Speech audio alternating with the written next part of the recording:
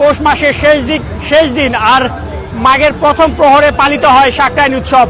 রং বেরঙের ঘুড়ি উড়ানো থেকে শুরু করে আতশবাজি ফানুস ওড়ানোর মধ্যে দিয়ে এই উৎসব উদযাপিত হয়। আজ সকাল থেকেই পুরান ঢাকার বিভিন্ন ছাদ থেকে এই ঘড়ি উড়ানোর চিত্র দেখা গিয়েছে এবং তারপরে সন্ধ্যার পর থেকেই মূলত শুরু হয় এই আতশবাজি এবং প্রতিটি ছাদে এখনো যেই বিভিন্ন রঙের লাইট সেটি আপনাদের সরাসরি দেখানোর চেষ্টা করছি আমি নাজমুল ইসলাম।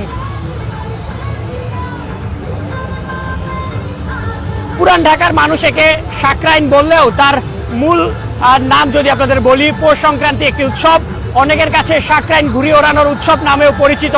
সাকরাইন ঘিরে পুরান ঢাকার অলিগলি জুড়ে আমরা সকাল থেকে দেখছিলাম মানুষের মধ্যে যে উচ্ছ্বাস, সেই উচ্ছ্বাসটি রয়েছে এবং প্রতিটি ছাদ থেকেই প্রতিটি বাসার